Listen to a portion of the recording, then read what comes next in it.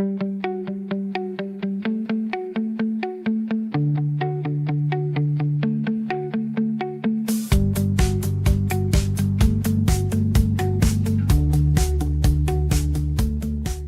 morning, everyone. Good morning. I am so excited to be here on a Monday. This is PVRN, Puerto Vallarta Real News, broadcasting live from Puerto Vallarta. It is 10 a.m. and we have moved to our new home, and today is April 13th. Good morning. Good morning. Found it. Glad y'all found it. Oh, it's showing me here. That's pretty funny. So this is our first day on YouTube, and there's going to be a couple little hiccups here and there. But one good thing is, look, the chat is working. Good morning, everybody. Oh, the funny thing is, though, it's showing your usernames. I know Lilia, but some of these usernames are a little bit hard to read. Wow, look at everybody coming in. Welcome, welcome. I'm so freaking excited. It's working. Our big move from Facebook is over. Everybody is here. I'm super excited to have you all. Good morning, everyone. Good morning. So yeah, today's a big day. It's our first day on YouTube after our move over from Facebook because of some glitching. Most of the glitching had to do with this.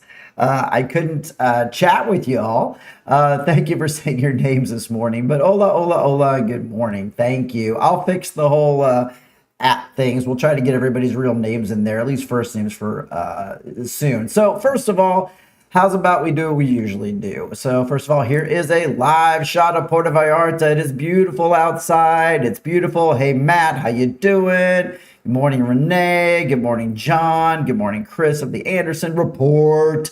And the alert came, and oh, I'm so freaking happy. And looking at this video outside and picture, I'm just super happy. Good morning, Jordan. Good to see you as well. So what's new other than I'm gonna maybe we'll go long because I'm just so freaking happy this is working well. It was a lot of work to get over here and port it over, and I'm so happy you guys found me and we got alerted. I can see the number of viewers. Oh, it's just great. It's just great. Welcome to YouTube. YouTube, I'm glad to be here.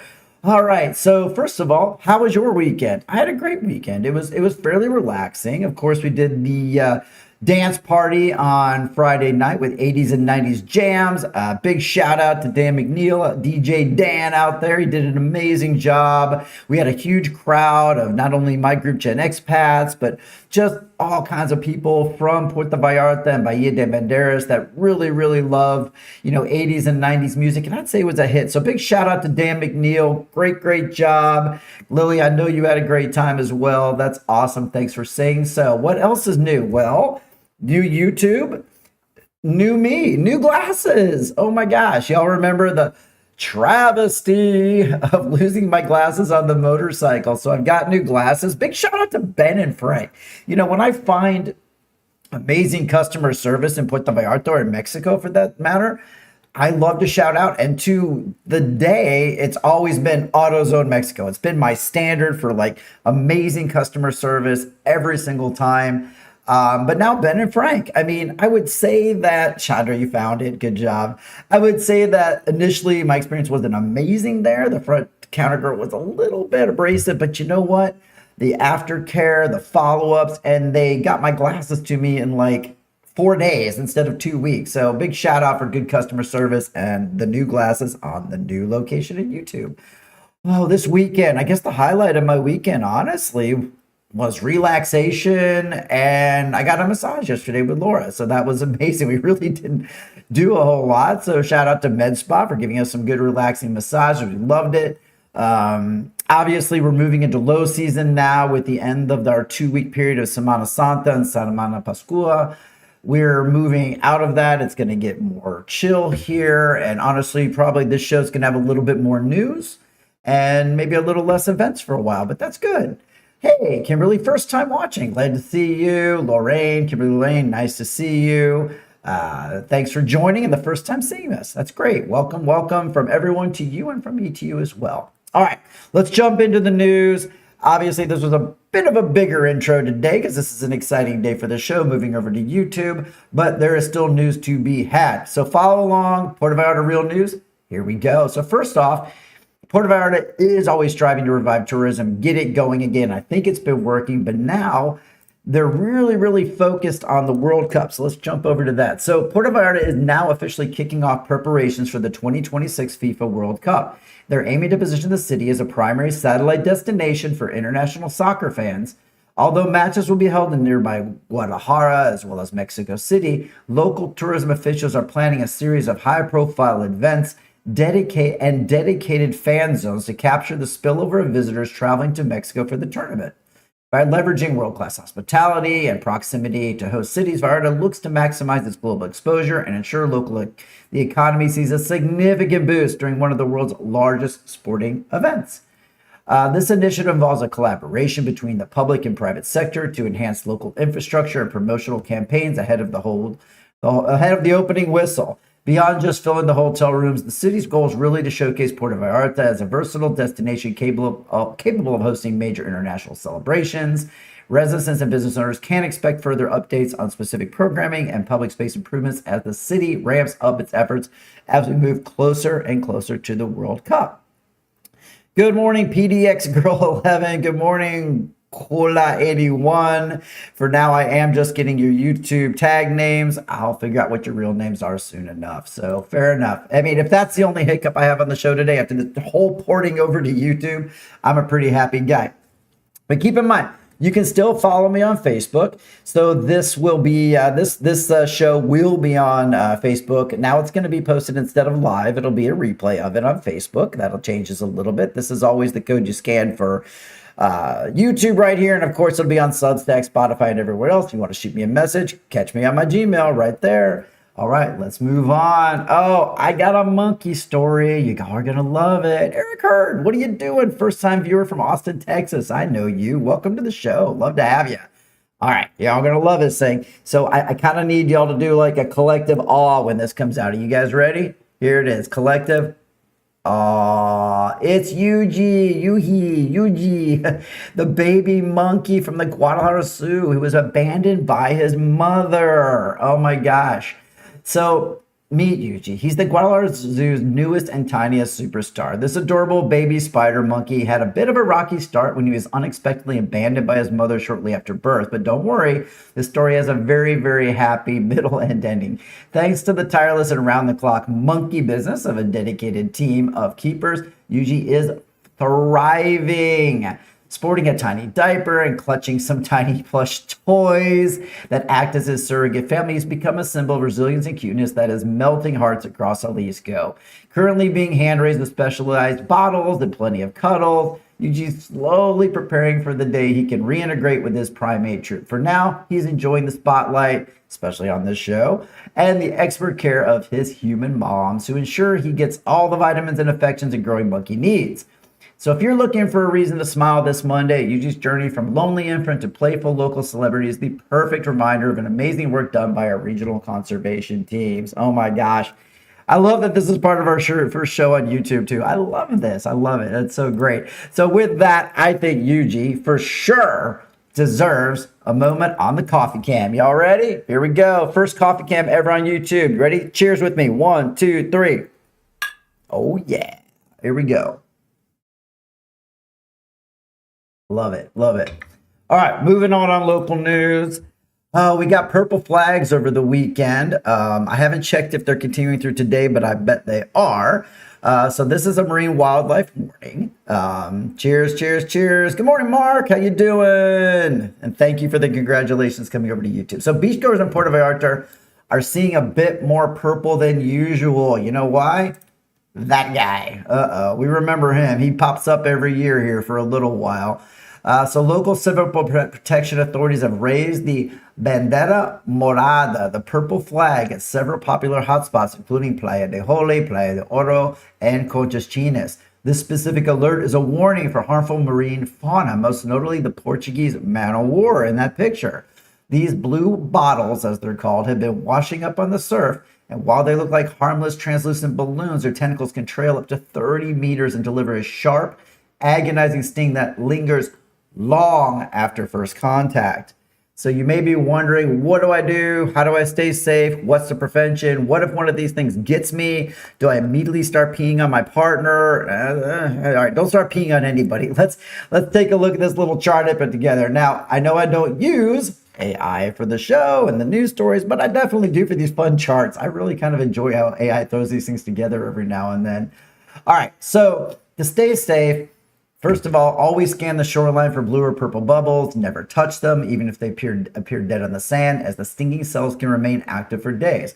If you are stung, do not rub the area with sand or towels and avoid rinsing with fresh water, as they both can worsen the sting. Instead, carefully remove any visible tentacles using a tool or a gloved hand and rinse the area thoroughly with seawater, not urine. Sorry, those out there that are hoping for that. No. Local experts often recommend a hot water soak around 45 degrees Celsius to help neutralize the protein-based venom. And as always, if you see a purple flag, play it safe, stick to the sun loungers until the blue tide moves on. All right, let's not get stung. Let's have some coffee instead, much more fun. Boom, thank you. All right, continuing on, I titled this story, Viral Vacation Bets Big on Influencer Power. All right, what am I talking about here? So Puerto Vallarta is doubling down on its digital strategy. Now, this is a story I covered on the TV news. Thank you for telling me the cheers was cute, Chris. I appreciate that. And actually, Chris made a nice comment up a bit. I think it's already rolled off my screen, but the best way to subscribe and share, I think he put that in there. Maybe you can put it in there one more time for me, as I'm a little busy on air right now, but I appreciate that. All right, so Puerto Vallarta is doubling down on its digital strategy. This is a story I covered, gosh, I think it was about a month or so ago, about Michelle Friedman. She's the Secretary of Tourism for the state of Mexico. I actually got to meet her and interview her once, but she's really doing a push towards bringing in more social media influencers. Now, I don't know what you think about that, but let's bear with it for a second. So they're really going to begin leaning on social media influencers to rejuvenate the international profile of Puerto Vallarta. Now, of course, this is a nice cute little AI image I put together that kind of accentuates some of the reasons why we might not be happy about it. But some people do call me a social influencer from time to time, so we aren't all annoying. Am I? Wait, am I? Okay. According to recent reports from the Jalisco Tourism Secretariat and Puerto Vallarta's Tourism Trust, the city is bypassing traditional billboards and print ads in favor of high-impact digital storytelling. The goal is simple: capture the attention of a younger, more tech-savvy demographic through the lenses of lifestyle, luxury, and adventure creators by showcasing the destination's authentic side, from hidden coves in Yalapa to the bustling food scene in Versailles. Officials are hoping to turn followers into future visitors. While the strategy has been praised for its broad reach and high engagement, it hasn't come with a little bit of mystery. So authorities have been quiet regarding the exact budget allocated for these partnerships, emphasizing instead that the media value and organic reach of these influencers often far outweighs the investment. Now, this digital push is part of a larger roadmap and position Vallarta as official beach of the 2026 World Cup, which we should be. I mean, we're the closest city to Guadalajara, where a lot of the matches are, and Mexico City doesn't have any beaches near it, so I vote for us. And they're going to ensure that when the world turns its eyes towards Guadalajara for the tournament, their vacation plans then lead them straight to Banderas Bay, and hopefully it doesn't look like that. Exactly.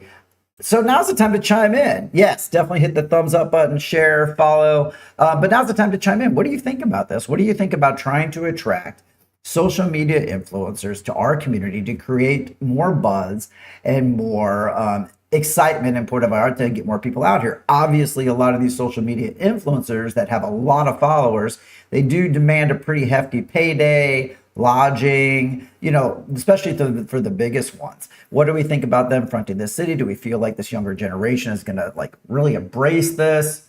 I don't know. I mean, I feel like it's a double-edged sword. I also hear about the horror stories, and if you love Tulum, don't mind me, but I hear about the horror stories about Tulum and, how it's become just this big social influencer haven there, and it's kind of ruined it. So what do you think? I mean, have you been to Tulum? Do you see that? How do you think that'll affect Puerto Vallarta? I'm always interested in what you think. Good morning, Slow Travel Magic. Can't wait to figure out what y'all's real names are when I fix that. All right, so once again, are we going to become this? I don't know. We'll find out, but let's figure it out. All right. Another big story that came out over the weekend was healthcare for all. So, of course, our president, Claudia Sheinbaum, had announced and signed a decree to unify Mexico's fragmented healthcare system, moving towards a single payer model that provides free access to all 120 million Mexican citizens. For local residents, this marks the beginning of the end for the two-tier system where quality of health was dictated by specific employment insurance like EAMS or ISSTE. The rollout begins Monday, April 13th, that's today, with registration opening for seniors age 85 and older, with the full institutional merger set for completion by January 2027. The goal is to eliminate out-of-pocket expenses for medications and specialized treatments that have historically burdened lower-income families. All right, so now you got to think about this for a second. So what does that mean for the community that mostly watches this show? So for Mexican citizens, if you're a Mexican citizen watching the show this morning, let's hear from you. I love that you joined. But that includes dual nationals, as it's a path to comprehensive free coverage regardless of employment status. However, for foreign tourists and non-citizens, expats, immigrants, whatever you want to call them, the decree currently targets the national citizenry. Unless you are a citizen or pay into the existing EAMS system through residency or employment, you should not expect immediate changes to your coverage. Private hospitals and existing insurance requirements for foreigners remain the standard. Now, while the reform aims to strengthen the public infrastructure, tourists and non-citizens will likely rely on the private sector for faster access and specialized care during this multi-year transition, which starts today. All right. So actually, all right, what are we saying, Eric? Make a comment, click your link, download the hang of this at some point. I see you got the hang of it, Eric. You know, I'm glad you made a comment because obviously I can tell that you figured it out. And thank you again to Chris of the Anderson Report. I think we're going to be getting one of his soon. He and I were talking just Friday night about some good food reviews he had. So I think we're going to get those later in the week as well. All right. We went a little long today as expected. I'm so excited about you guys being on here. I'll try to work out the little bug of actually seeing your real names, but you know what? I'm excited. Chat is working. You guys made it live. I got on live. I'll be posting the replay soon in case you missed this, but thank you for joining day one of PVRN on YouTube. I'm so freaking happy to have you here. Have an amazing day. Thank you to Eric for helping out and helping tell everybody how you did your comments. Click on your link to download. I'll get the hang of it at some point. All right, good. All right, 2 reviews and some coming. Love to hear it. That's it for today. We've gone long. Thank you so much for tuning into PVRN Real News. And with that, please don't click stop yet. Hang in there just for about a minute to give thanks to my amazing sponsors. Thank you, Lilia. Thank you for everybody who joined, but thank you especially to these sponsors. Without you, a lot of this graphic stuff you're seeing and the evolution of YouTube would not be happening. So thank you so much. Have a great one. Adios till tomorrow. PVRN, Puerto Vallarta Real News.